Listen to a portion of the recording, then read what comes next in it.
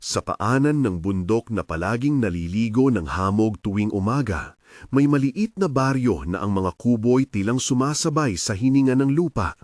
Ang amoy ng bagong luwad at ng pinutol na damo ay nananahan sa hangin. Ang mga kuliglig ang nagsisilbing orasan at ang araw ay dahan-dahang bumabangon mula sa likod ng mga puno ng saging. Dito naninirahan sina Rowena at Edwin, mag-asawang magsasaka na halos lahat ng araw ay inialay sa pagtatanim at pag-aani. Mga buto, mga tanim at maliit na pangarap na kanilang pinanhahawakan. Si Rowena ay may mga mata na parang lupa, malalim, mahinahon at may kakayahang magtanaw ng mga bagay na hindi agad nakikita. Lumipas ang maraming taon, araw-araw niyang hinahaplos ang kanyang tiyan na dating puno na sana ng buhay pero nanatiling payat at tahimik. Madalas siyang maglalakad sa gilid ng bukirin sa dapit hapon, humihinto sa tabi ng ilog at nagdarasal ng tahimik. Hindi sa isang Diyos na nakaupo sa ulap, kundi sa pag-ikot ng mga bagay, sa pag-ulan, sa pagtubo ng palay, sa pag-ikot ng araw. Kay Edwin naman, ang mga kamay niya ay lalong bumakas ang mga guhit ng pagtatrabaho. Pagal, ngunit hindi nawawala ang pagkamarangal. Marunong siyang tumigil upang tumingin kay Rowena at magbigay ng maliit na ngiti, mahina ngunit puno ng katatagan. Sa kabilang dako ng baryo, nakatindig ang mansyon ni Don Beltran na ang bubong at haligi ay sumasalamin sa liwanag ng araw dahil sa kanyang kayamanan. Ang kanyang lupain ay malaki at ang mga manggagawa niya ay abalang kumikilos sa paligid. Bawat taon ay lumalaki ang kanyang kapangyarihan. Bawat taon ay mas lumiliit ang tahimik na pamayanan ng mga magsasaka. Si Don Beltran ay hindi masamang tao sa paraang madaling maunawaan. May tinik ang kanyang puso at ang tinik na iyon ay kasakiman. Hindi lamang para sa lupain, kundi para sa imahe ng kapangyarihan na kailangan niyang panatilihin.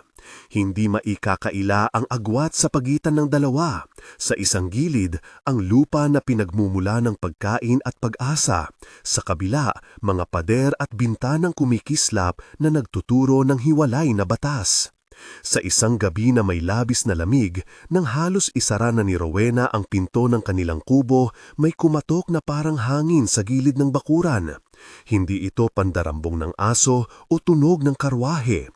Ito ay mababa, mahina at may dalang isang lihim.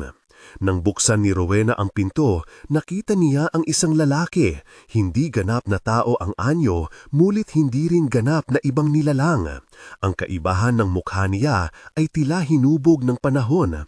Ang buhok ay parang lumot na inipon ng ulan at ang mga mata ay kumikislap na parang dalawang maliliit na batis. "Huwag kayong matakot," ang sinabi ng lalaki na may tinig na parang dahon na dumadulas. "Ako'y nangangalang Eldar." Si Edwin, na unang tumayo mula sa pagtulog dahil sa ingay, ay humarap sa bisita na may hawak na itak. Malinaw na naramdaman niya ang kaibang presensya. Hindi ito pangkaraniwang banyaga. Ang mga pangyayaring iyon ay hindi nakatulong sa katahimikan ng puso ni Don Beltran. Sa kanyang paningin, ang lahat ng biyaya ay dapat mapasa kanya o, kung hindi man, dapat hindi lumampas sa hangganan ng kanyang nasasakupan. Di naglaon, nag-umpisa siyang magpadala ng maliliit na katanungan. Nagtanong si Thomas, ang katiwala na may ilang mga hangganan sa loob ng mansyon, kung ano ang misteryo sa bakuran ng daanan. Si Thomas, isang lalaki na sanay sa pagsunod, ngulit may sariling takot sa kanyang dibdib, ay ipinadala upang obserbahan ang liwanag na iyon. Sa umpisa, tiningnan lamang niya si Elio sa malayo.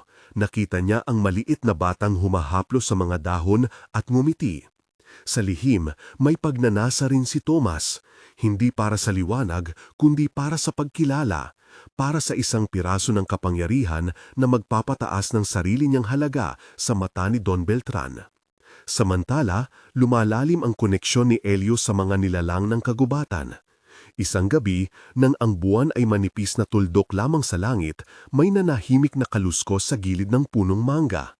May dumating na maliit na nilalang, hindi mas malaki kesa sa isang palad, ngunit may mga mata na parang pinagtagpi mula sa bato at dagat. Siya ang tinawag na Gremar, isang duwende na nagbabantay sa pusod ng gubat. Hindi siya agad nagpakilala. Umupo lamang siya sa mga binti ni Helios at huminga, at ang hangin sa paligid ay naging mabango, parang humahalong mint at lupa na bago lang nabasa ng ulan. "Bantay ka, anak," bulong ni Gremar sa isang wika na hindi lantay na salita kundi tunog ng lupa at ugat. Si Helios, sa kanyang inosenteng edad, ay nakarinig ng higit pa sa mga salita. Naramdaman niya ang paggalaw ng ugat sa ilalim ng lupa at ang pagnanais nito na mabawi ang balanse. Sa silakbo ng mga taong nakikita ng komunidad, ang mga nilalang tulad ni Gremar ay nagtatala ng pag-ikot ng hangin at nagmamasid sa pangakong ginawa ng mundo. May mga araw na babae si Rowena na napapatingin kay Helios nang may luha sa kanyang mga mata. Hindi ito laging tuwa. Minsan, ito ay halo ng takot at pag-iingat. Minsan naman, ito'y bunga ng pasasalamat na matagal na niyang inisip ngunit hindi niya inaasahang maaabot. May anak siya, isang maliit na ilaw na nagbigay ng bagong kahulugan sa kanilang bukirin. Ngunit hindi lahat ay naniniwala na ang liwanag ay walang kondisyon. Sa isang hapon na ang hangin ay tila nagdala ng pagbabagong malamig, nakita ni Aling Cora, ang may lupang mga ngalakal na may kaalaman sa mga lumang ritual, ang isang pangitain na nagpatigil sa kanyang mga paa. Pinunasan niya ang palad ng kanyang kamay sa kanyang damit at agad nagpunta sa kubo ni Rowena at Edwin. May lumalapit na anino, bungad ni Aling Cora nang hindi muna pumapasok. Lumingon ang buong bahay, lahat ay tumahimik. Hindi siya basta anino mula sa bundok, may nagising at kailangang pagtibayin natin ang hangganan, mga ritual na hindi natin nililimot dahil yata may sinusubok na maghanap ng daan patungo sa bata. Sumiklab ang usapan, may galit na pumailan lang mula sa mga panig. Para kay Don Beltran, ang mga ritual ay kahinaan. Para kay Rowena, ito ay danak ng pag-asa. Pinilit ni Edwin na panatiliing kalmado ang hangin. Tinanong niya si Aling Cora kung ano ang dapat gawin. Tumango si Aling Cora at inilabas ang isang maliit na supot na puno ng mga damo, pulang abo at isang piraso ng bato na sinasabing may taglay na katotohanan. Kailangan nating protektahan ang bata at ang lupa, wika niya. Ngunit hindi natin kailangang takutin ang liwanag. Kailangan lamang nating ituro kung paano huwag abusuhin ito. At, higit sa lahat, kung paano makinig ang tao. Habang ang baryo ay nagtatayo ng maliit na bilog ng proteksyon, mga palamuting gawa sa kawayan at mga halamang panlinis, si Don Beltran ay hindi nagpapakita ng pag-aalala. Ngunit sa loob niya, may ibang plano. Napag-isipan niyang ang liwanag ay maaaring gawing isang bagay na magbibigay sa kanya ng mas malalim na pabor. Pumunta siya sa kanyang silid na puno ng mga mapa at lumang aklat tungkol sa lupa, at nag-utos na si Thomas ay maghanap ng paraan para makuha ang sinasabing agimat na pinaniniwalaang nagmula sa duwende.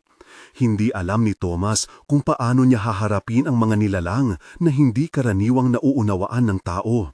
Alam lamang niya na may utos at ang utos ay parang boses na umaalingaw-ngaw sa loob ng kanyang dibdib.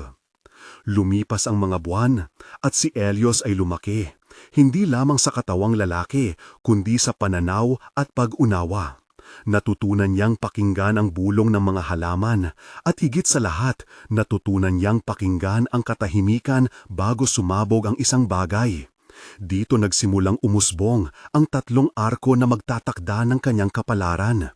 Pagalingin ang nasusugatang lupa, harapin ang panloob na takot na hindi niya lubos maunawaan, at sa huli, ang pumili ng pagpapatawad sa mga nagkasala laban sa kanya at sa kanyang pamilya. Ngunit ang mundo ay may sariling ritmo, at sa una't hindi halata nitong pag-ikot, may mga pagguho ng lupa sa ilang gilid ng baryo. Ang mga halaman na aksidenteng nasira ay nagiiwan ng bakas. May isang gabi, inabot ng malamig na hangin ang mga tanim at ilang anak na hayop ang nagkaroon ng sakit. Ang simula ng dilim ay hindi nagmula sa isang malakas na putukan. Dumaan ito sa maliit na bagay. Isang pagluwang sa panunaw, isang hindi mapaliwanag na pagbago sa daloy ng tubig. Si Gremar ay nagbalik at nagbiro sa ilalim ng liwanag ng buwan. May lihim na sinusubukang kunin ang nakaimbak na ngang liwanag, bulong niya. Hindi ito ganap na masamang nilalang. Ito ay isang bahagi lamang ng marami. At kapag hindi inaalagaan, maaari itong magdulot ng pagkaputol ng balanse. Sa loob ng mansyon ni Don Beltran, nag-usbong ang plano. Si Thomas na unti-unting nagiging kasangkapan ay natukso sa pangako ng bagong pagkilala. Isang gabi, kumilos siya ng palihim. Naglakad siya patungo sa bakuran ni Rowena at Edwin, hindi upang saktan ng bata, kundi upang kumuha ng isang piraso ng lupa na madalas haplusin ni Elios. Ang lupa na sa sabi-sabi ay may natitirang liwanag. Maaaring iyon ay maliit na pagnanasa lamang o isang takot na hindi niya masabi sa sarili. Ngulit sa sandaling kanyang inangat ang maliit na palad ng lupa mula sa hukay, tila may umalulong na hangin, parang paalala mula sa malalim na ugat na hindi dapat gambalain ang binhing inilimbag ng lupa. Ang sandaling iyon ay naglatag ng mga piraso, ang pagkilos ni Thomas, ang paninibuho ni Don Beltran, ang pag-iingat ni Greymar. Hindi pa nila alam na ang maliliit na pagpili na iyon ay magiging mga hibla na hahabi sa isang masalimuot na tela, at ang tela ay sasaklaw hindi lamang sa baryo, kundi sa buong kagubatan at sa kalaliman ng mga nilalang na nakatira rito. Sa loob ng bahay ni Rowena at Edwin, humiga si Elios sa kanyang higaan na gawa sa banig at lumulumpong tela. Ang maliit na palad ng bata ay kumikislap ng bahagya, tulad ng isang kandila na nagpipigil sa lahat ng hangin. Nakinig siya sa bulong ng mga ugat na dumadaloy sa lupa, mga kwento ng pagbubunga at pagbabayad ng utang. Hindi niya alam pa ang lapad ng kanyang tungkulin. Alam lamang niya na may tinig na namangailangan ng pagtaguyod. Sa labas, ang hangin ay humahaplos sa mga dahon at sa malayong dako ng bundok may mga mataring nagmamasid. At sa isang panig ng baryo, hindi napapansing dumating ang isang bagong pamahiin. Ang isang anino, maliit at madilim, ay unti-unting sumisid papalapit sa mga bakuran ng mga tao. Hindi ito kumikislap na parang liwanag. Hindi rin ito nag-umapaw ng malakas na enerhiya. Ito ay mabagal, parang usok na naglalakad sa lupa, sumusunod sa mga yapak ng tao, nagtatangkang kunin ang kapangyarihan nang hindi nauunawaan kung ano ang itinakda nito. Nang sumunod na madaling araw, nagtipo ng mga matatanda ng baryo sa ilalim ng malaking puno ng balete. Pinakinggan nila ang kanilang alaala at ang mga kwento ng mga ninuno. Ipinahayag ni Aling Cora ang kanyang pag-aalala at si Greymar ay humarap sa mga tao ng buong lakas ng kanyang maliit na anyo. Kailangan nating magbantay, sabi niya, at ang kanyang tinig ay kumalat na parang katas ng lupa sa mga tenga ng nakikinig. Hindi lamang tayo ang nangangailangan ni Elios, ang daigdig ay nangangailangan at maraming nagtatangkang tumuklasin ng madali ang daan. Hindi pa nila nalalaman, ngunit ang maliit na galaw ni Thomas at ang pagkamangha ni Don Beltran ay unti-unting magdadala ng mga kadena ng pangyayari. Mga pagkakamaling tataas bilang unos, mga pagpili na susubukin ang puso ng bata, at mga ritual na magtuturo sa kanila kung ano ang ibig sabihin ng tunay na pag-aalaga. Sa kubo, niyakap ni Rowena ang maliit na katawan ni Elios ng mahigpit at nagbulong. Ipagtatanggol kita, anak, anuman ang dumating, hindi ka nag-isa. Ang salita ay simple, ngunit naglalaman ng bigat. Isang pangakong ipaglalaban ang lahat na minamahal niya. At sa ilalim ng lupa, sa mga ugat at ilog, may mga bulong na sumagot, hindi ka naming iiwan. Doon natapos ang isang bahagi ng kanilang tahimik na tagpo, hindi ang katapusan at hindi rin ang simula lamang. Ito ay ang pag-igting bago ang pag-ulan, ang hipon ng dagat bago ang pag-ikot ng alon na magpapabago sa daloy ng buhay. Ang liwanag sa palad ng bata ay nananatili, at sa mga gilid ng mundo, ang mga mata ng dilim ay unti-unting nag-iipon ng pagnanais. Si Tomas ay bumalik sa mansyon na may daladalang maliit na palayok na natakpan ng lumang tela. Sa ilalim ng liwanag, Ang lupa na hinatak niya mula sa bakuran nila Rowena at Edwin ay tila maliit na bituin. Hindi man ganap na liwanag, may malamlam na himaymay na kumikislap kapag inihaplos ng hangin. Naglakad siya ng mabigat ang dibdib at sa bawat hakbang ay parang may mabigat na tinig na bumabati sa kanyang kaliwang balikat. Isang tinig na nagsasabi ng mga pangakong walang laman at ng mga pangakong nagmimistulang agimat. Don Beltran ay tumingin ng matalim nang ibuka ni Tomas ang palayok. Sa kanyang mga mata, ang bahagyang pagningning ay sapat na dahilan para ilatag ang mga plano na matagal na niyang sinasakyan sa kanyang isipan. Ito ang simula, bulong niya, at ang kanyang mga daliri ay nagdaka sa hangin na para bang hinahaplos ang isang bagay na hindi nakikita ng iba. Ngunit hindi lahat ay natuwa. Si Gremar, na madalas naglilibot sa pagitan ng tao at ng mga ugat, ay nakaramdam ng kakaiba. Nang lumapit siya sa mansyon upang tingnan, ang hangin sa paligid ni Tomas ay malamig, puno ng liit at pangungulila. Ang maliliit na balat sa kanyang katawan ay nanginginig. May udyok ang lupa na iyon, sabi ni Gremar nang pakinggan lamang niya ang sariling isip nilang magkakaugnay. Ito ay nagpapahayag at ang paghahayag ay may kapalit. Sa kabilang dako ng baryo, si Rowena ay hindi nakatulog ng maaga.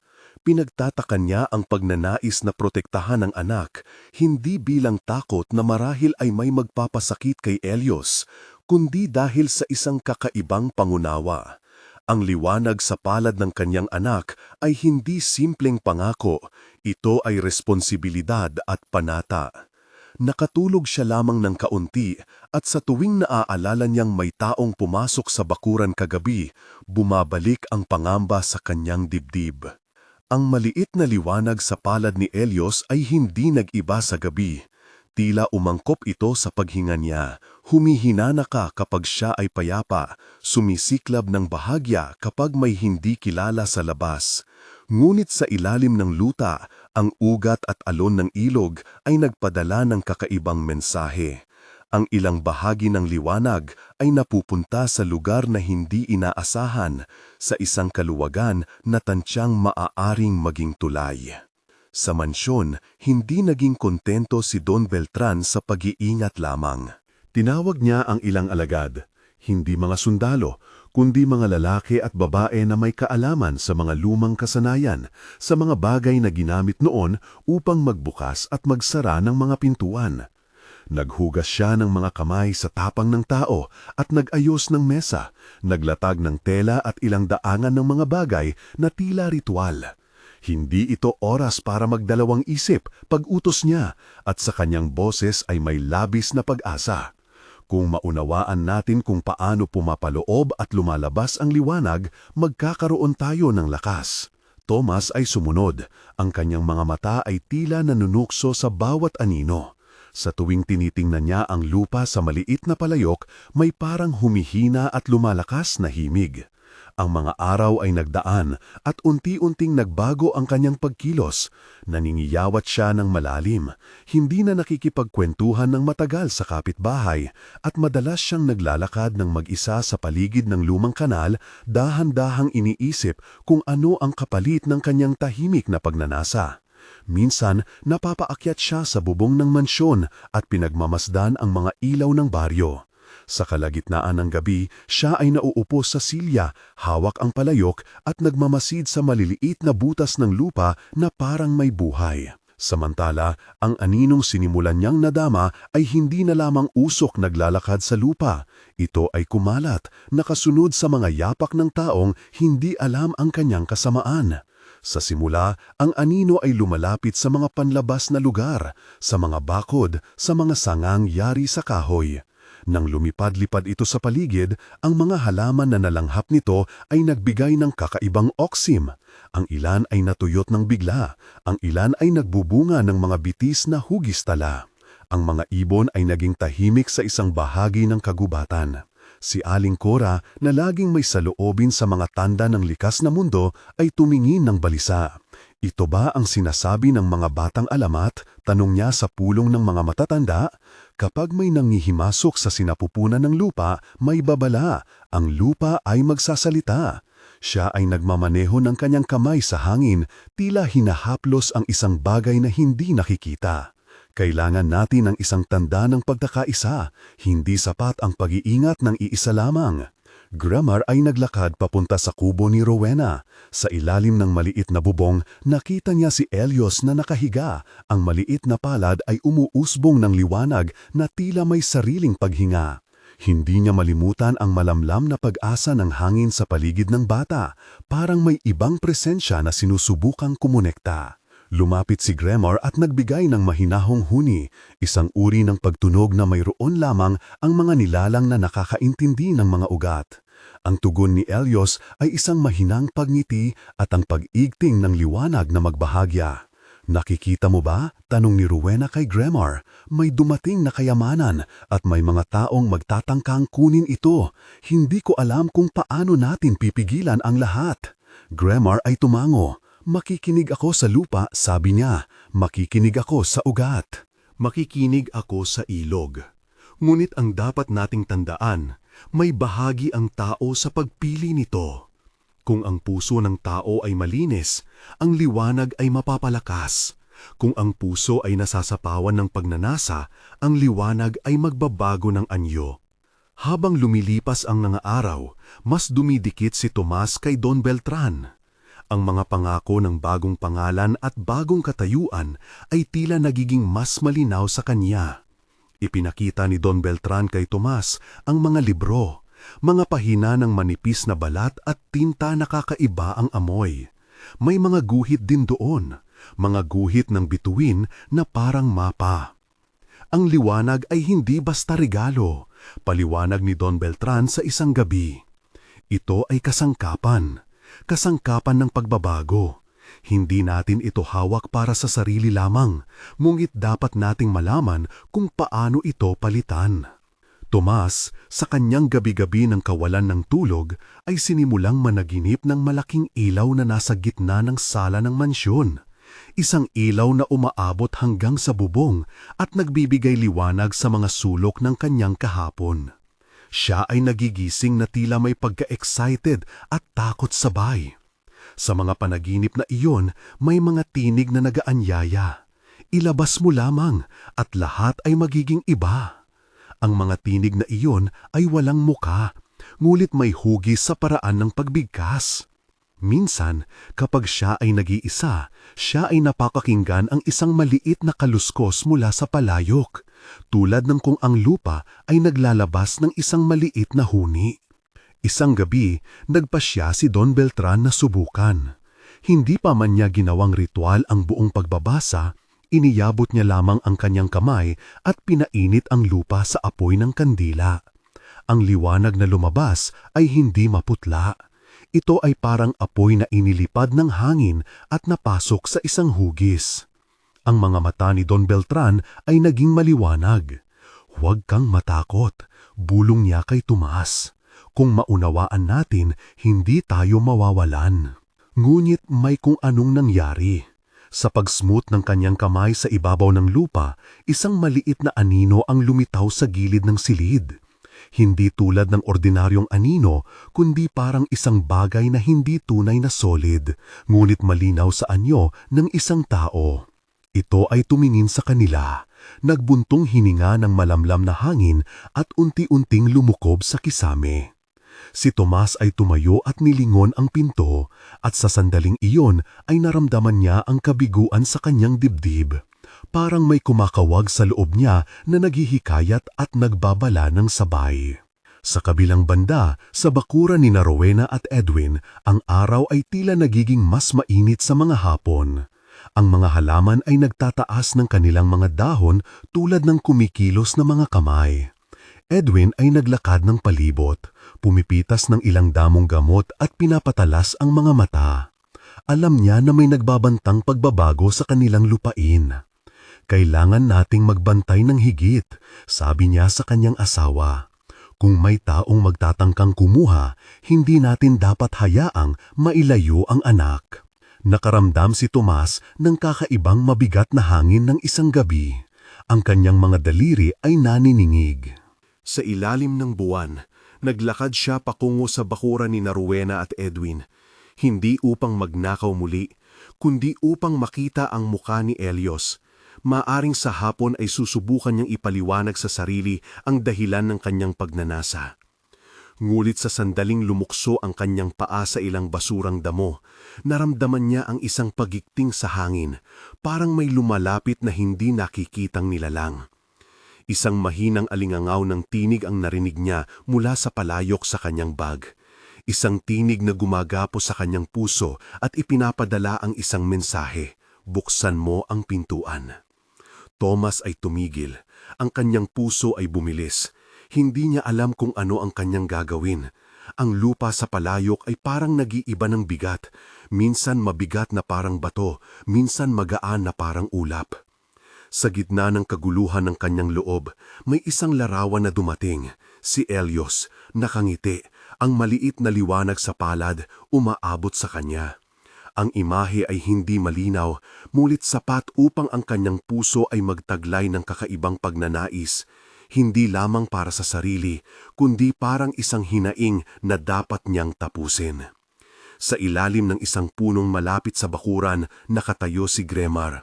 Nakita niya si Thomas na lumapik at sa kanyang maliit na dibdib ay naguumapaw ang pag-aalala. Hindi ngayon, bulong ni Gremar na parang pagsubok sa sarili. Ngunit alam niya na hindi niya hadlangan ang landas ng tao ng direkta.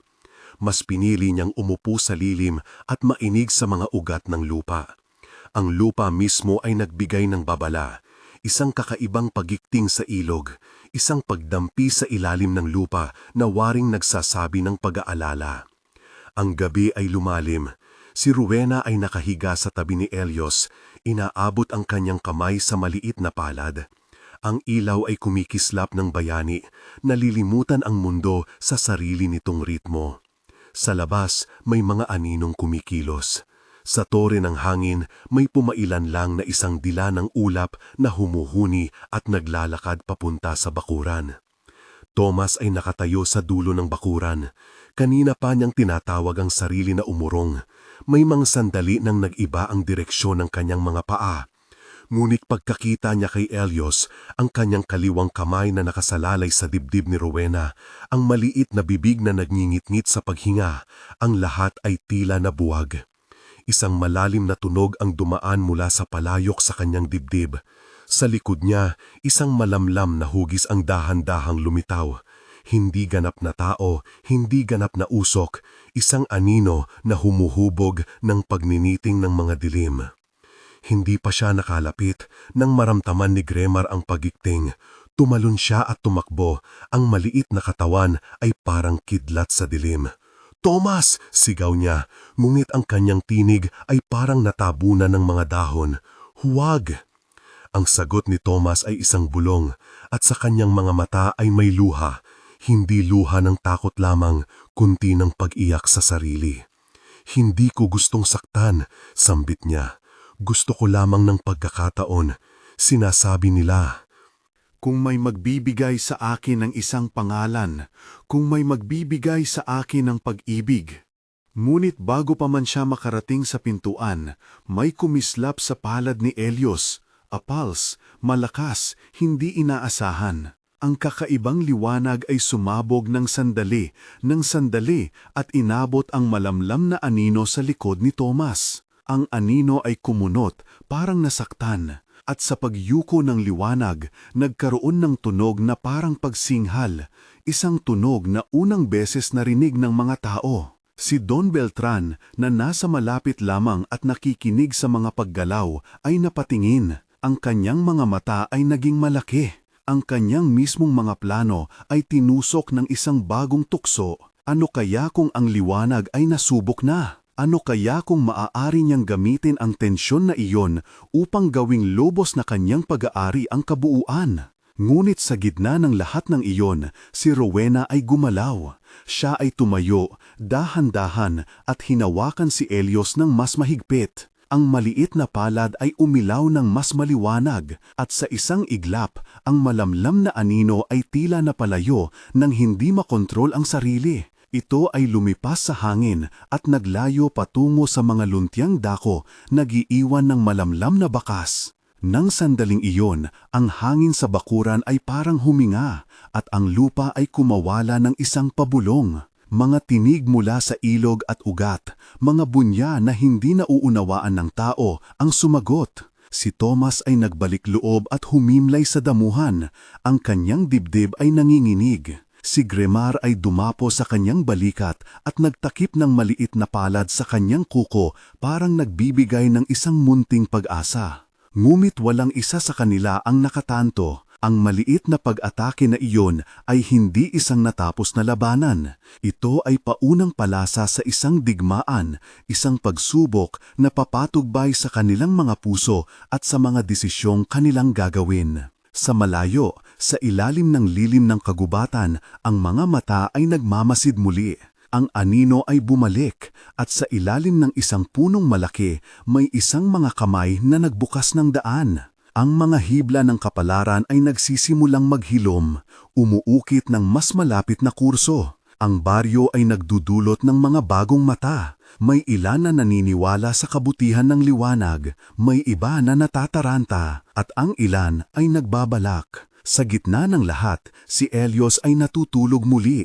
Ang kanyang palad ay muling nagkumot ng bayayad na sinag. Ang gabi ay naghitit ng isang maputik na pag-asa at ang mga bituin sa itaas ay tila nagmamasid ng mabuti. Araw ay unti-unting sumisilip. Ang hamog ay pumipikit sa mga dahon at bumabalot sa mga talahib, nag-iiwan ng malamlam na pilas sa mga sapin sa lupa. Sa maliit na bakuran, si Rowena ay nagpatong ng tela sa ibabaw ng mga palad ni Helios at dahan-dahan hinapan ang kanyang mukha. Ang liwanag mula sa maliit na kamay ay naglalaro sa kanyang mga mata na parang mga paru-paro. Si Helios ay huminga ng malalim, mabagal, parang ang sinag sa loob niya ay humihinga rin. Tomas ay nakaupo sa ilalim ng isang mangga. Ang mga tuhod ay nakayakap sa dibdib. Ang gabi ay pumawi ng mga linya sa kanyang mukha, ngulit hindi nito ginawang maliit ang bigat sa loog. Hawak-hawak pa rin niya ang palad ni Gremar na halos tulala sa nangyari kagabi. Hindi niya alam kung paano aayusin ang katahimikan. Ang bawat tunog sa umaga ay nagbabalik sa kanya ng anino ng sarili. Ikaw ba'y nasaktan? Bulong ni Gremar. Ang boses ay parang hangin sa damo. Hindi sumagot si Tomas.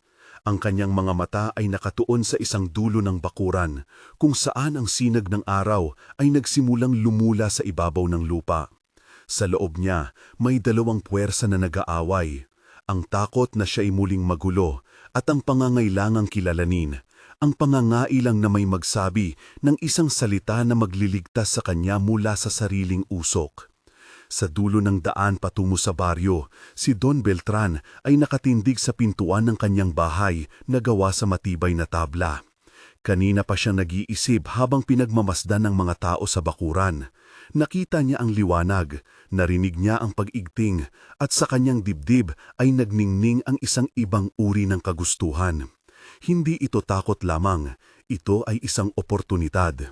May mga bagay na ang mundo ay handang bayaran kapag ang takbo ng pangyayari ay nabago. Mga kapitbahay ay nagsimulang maglakad palabas. Kumalat ang mga balita tulad ng alitaptap. Si Aling Sela, na ang tindig ay matatag, ay unang lumapit. Rowena, sambit niya. Anong nangyari kagabi? May mga lalaki na nagsasabi na may sumpa sa lugar. Rowena ay tumango, hindi agad nagsasalita. Ang mga mata niya ay mapagkalingang sinuri si Helios. Nagising siya at may liwanag sa palad, sagot niya ng mahinahon. Ngulit hindi lamang ito liwanag. May mga tinig, parang nag-uusap ang lupa at ang ilog. Doon ako nakinig. Mga tinig, iniling ni Don Beltran at may pag-angatang kilay. Totoo ba ang sinasabing kakaiba? Ang tao'y takot sa hindi nauunawaan. Kung ito'y sandata, naputol ang kanyang pagsasalita at sa kanyang mga labi ay namutawi ang isang ngiti.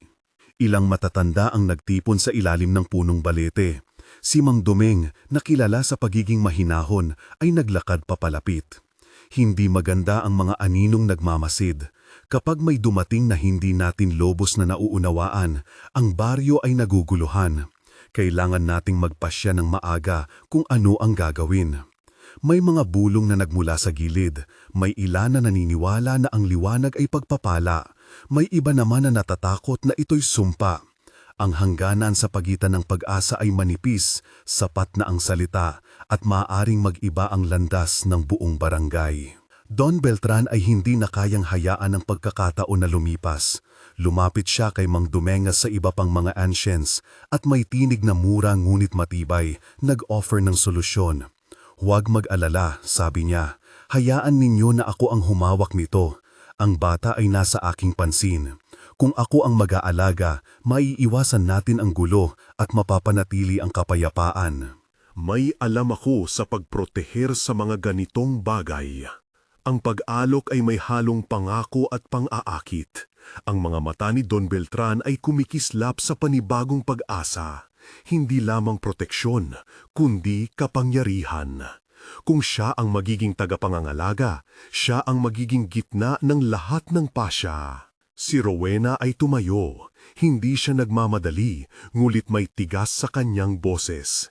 "Hindi mo siya pag-aari," sambit niya, "at hindi ka rin ang magpapasya para sa kanya. Si Elios ay nasa aming bahay at siya'y anak namin." "Anak niyo?" Tawa ni Don Beltran na may dila ng panguuyam. At sino naman ang magsisiguro na hindi siya magiging panganib? Ang panganib sa bayan ay hindi dapat pabayaan. Ako'y nag-aalok ng kaligtasan. Sa pagdinig ng pag-uusap, may isang tinig na bumaba mula sa gilid ng gubat. Mahina ngunit malinaw. Isang matandang babae ang dahan-dahang lumalabas mula sa lilim ng mga puno. May kapote na balot sa balikat at ang buhok niya ay puti na parang hamog. Ang mga kamay niya ay may marka ng maraming taon sa trabahong lupa. "Ako'y hindi manghihimasok sa tahanan ng sinuman," wika niya. "Mulit kilala ko ang ihip ng hangin at ang bulong ng ilog. Ang liwanag na nakita ninyo ay hindi simpleng apoy. Ito ay may sarili nitong pangunawa. Sa akin pa rin ang payo, huwag yayain ang takot sa unahan. Mag-ingat kayo sa mga taong nag-aalok ng solusyon na may kapalit." Si Don Beltran ay napalingon na parang nasakta ng danggal. "At sino ka naman upang tumukoy? Isa kang tagalibis, isang matandang naglalakad sa gubat. May mga bagay na mas maayos kung nasa kamay ng may kapangyarihan." Ngunit ang maraming tao ay nakaramdam ng alinlangan. May mga mata na tumingin kay Thomas, may iba na nakaramdam ng awa. Si Thomas mismo ay nakatayo sa gilid, ang mga kamay ay nanginginig at parang bawat salita ni Don Beltran ay naglalagay ng bigat sa kanyang puso. Kung siya'y aalis, magdudulot ba siya ng gulo? Ngunit kung siya'y mananatili, makakasiguro ba siya na hindi niya muling sasaktan ang mga minamahal? Gremar ay tumapak ng dahan-dahan papunta sa dingding at ang maliit niyang palad ay kumislap ng bahagya sa liwanag.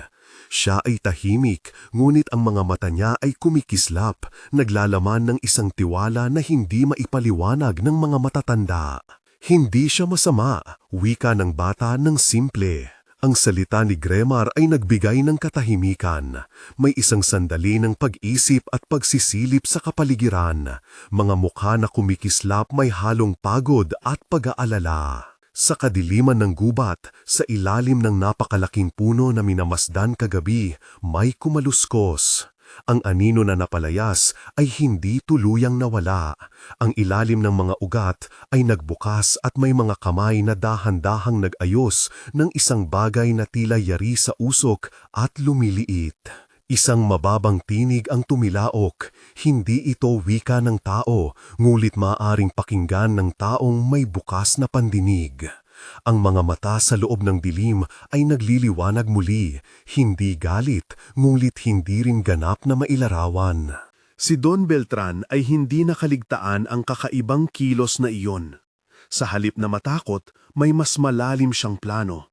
Kung ang liwanag ay may kapangyarihan, bakit hindi ito gawing sandata ng kanyang pagnanais? Kung makukuha niya ang tiwala ng ilang ancients at kung maitataboy niya ang mga tumututol, ang bahay niya ang magiging sentro at mula doon siya ang magdidikta.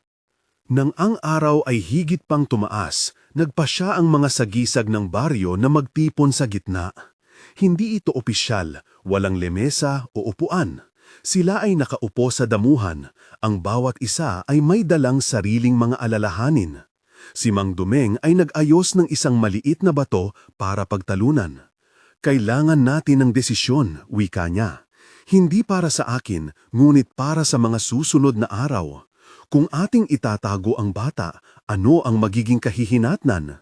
At kung ipapatawan naman natin siya sa sino mang magpapangalaga, ano ang kanilang motibo? Si Rowena ay lumapit at tinignan ang mga tao. Hindi kami humihiling ng maraming bagay, wika niya, ng malumanay. Isang tahanan na ligtas, yan ang nais ko. At kung may magsasabi ng pangalan sa kanya, kung may magbibigay ng pag-ibig na hindi may kapalit, tutulungan namin ang buong baryo.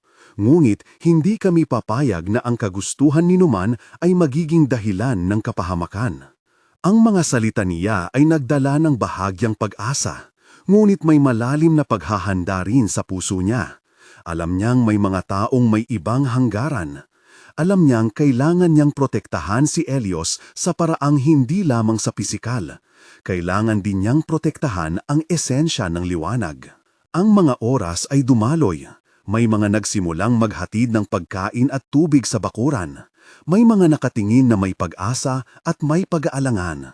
Sa ilalim ng mga dahon, sa ilog na tumataginting, sa mga ugat na nagmumuni, ang mundo ay tila nagbabantay.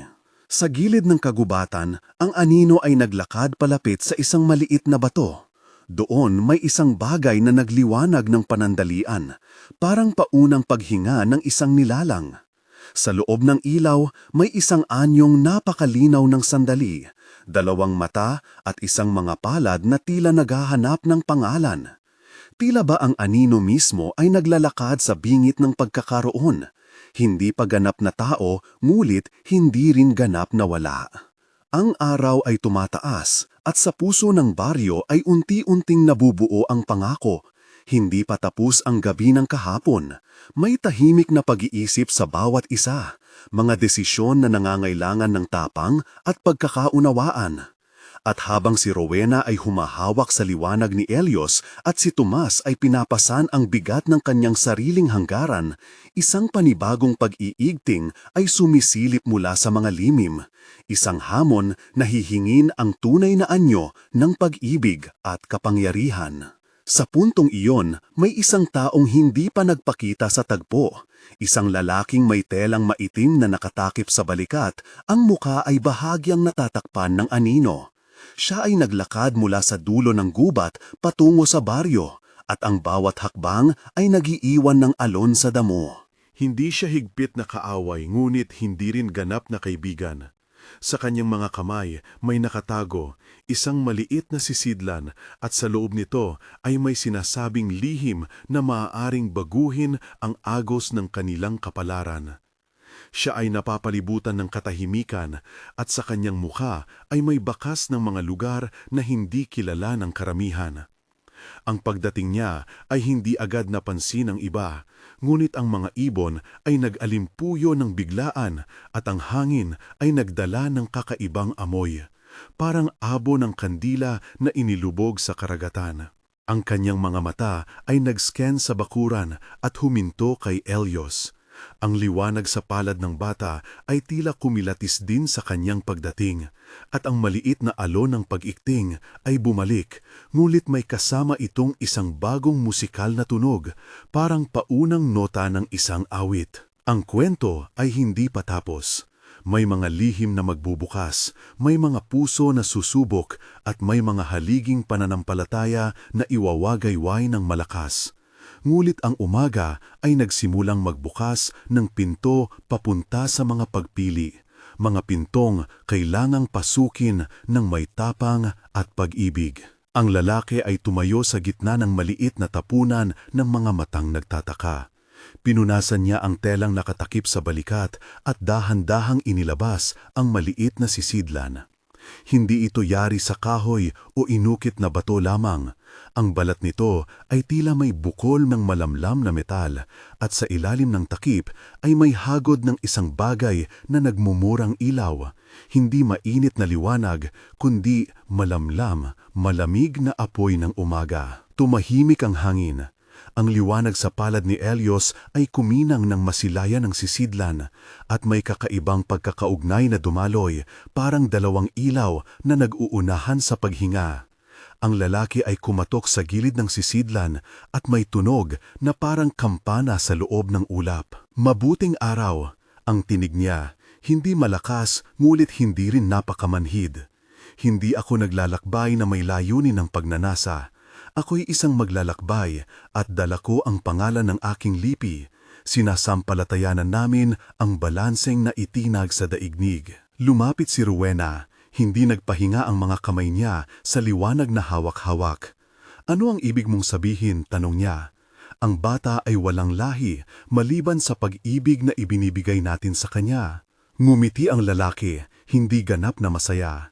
Ang liwanag ay may uri, may mga tinatawag namin na mga buhi ng bukang liwayay at may mga natatanging flicker na naglilipat ng daigdig. Ito'y hindi simpleng ilaw na nagmumukmok. Kung hindi ito aalagaan, magigiba ang mga hangganan at hindi lamang sa baryo ninyo. Tomas, na nakatayo sa gilid na may kaliwat kanan ng ambisyon, ay hindi nakatiis. At ano ang gusto mong gawin? Kunin mo ba? Ibigay ang anong kapalit, kapangyarihan, trono.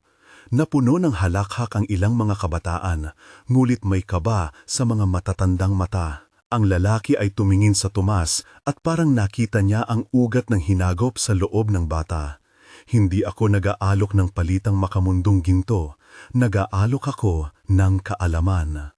Kung papayagan ninyo ako, maaari kong turuan kung paano mapanatili ang liwanag, paano ito hindi maipawi o magdulot ng sunog.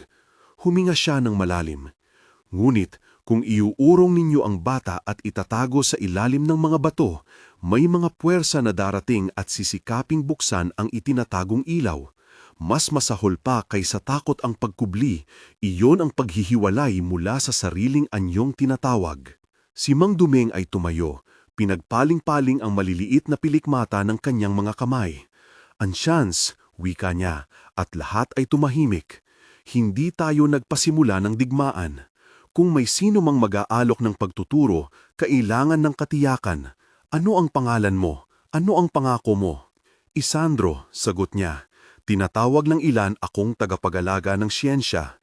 Isang pangalan ng dagta at alon. Hindi ko hinahangad ang iyong pag-aatubili o iyong pagsuko. Nais ko lamang malaman kung may sino mang handang tumanggap ng pananagutan. Si Rowena ay sumigaw ng bahagya ng pag-asa, ngulit may katibayan ng pag-iingat. Kung magsasanay ka, dapat iyon ay sa harapan namin. Hindi mo sasalain ang bata. Hindi mo itinataas ang anumang kasulatan o sumpa na siyang magpapalayo sa kanya sa amin. Tumango si Isandro. Sang-ayon ako. Kung ako'y tatanggapin, mananatili ako sa tabi ng balay ng liwanag at magpapatotoo ang mga ansyans sa bawat hakbang. Ako'y magtuturo, hindi magpapalayas. May alon ng pagkatula. Ang hangin ay tila nag-ikting. Si Tomas ay hindi umatras. At pagkatapos, ano ang kapalit na mahahawakan ko? Ang liwanag ba ay maglalantad ng kapangyarihan na maaari kong gamitin? Ang ilaw ni Elios ay kumislap ng husto. At ang maliit na bata ay lumingon kay Tomas na parang natatandaan ang isang bagay. May isang maliliit na tunog mula sa sisidlan, isang hunos ng tinig na hindi tiyak kung ito'y mula sa tao o mula sa liwanag. Sa sandali, nagkaroon ng imahe sa isipan ng ilan, mga bundok na naglalaman ng foil at ulan ng mga liwanag, mga anino na sumisid sa dagat, mga kamay na umaabot upang kunin ang nagninining. Sa malayo, sa gilid ng kagubatan, may ibang mga istaba ng galaw. Hindi anyo ng kalalakihan, kundi isang aninong mabilis at mabisa na nagmamasid mula sa dilim. Hindi ito nakalapit, ngulit sapat na para ang sino mang tumingin sa direksyong iyon ay makaramdam ng pagkubli. Bibigyan namin kayo ng buong araw, sabi ni Mang Dumeng sa wakas. Sa dapit hapon, magtatago tayo muli at dito namin ilalagay ang ating hatol. Hanggat hindi namin nalalaman ang buong katotohanan, mananatili kang nasa liwanag ng tahanan natin. Ngunit narito ang kondisyon. Mawawalan ka ng daan pabalik sa gubat. Sa gabi, mamanmanan ka ng ilan sa amin hanggang sa bukang liwayway. At kung may iilang iimbot, sila'y haharap sa hatol. Isang banayad na pagkukulang ng ngiti ang dumaan sa mukha ni Isandro. Tanggap ko, at iilang ang dapat maghanda. Hindi ko lamang ibubuksan ang lihim, kundi ipapakita ko rin ang paraan para ang liwanag ay hindi maging kanyo ng kapangyarihan. Habang napagkasunduan ang pansamantalang pakay, tumingin si Rowena kay Elios at nagbulong.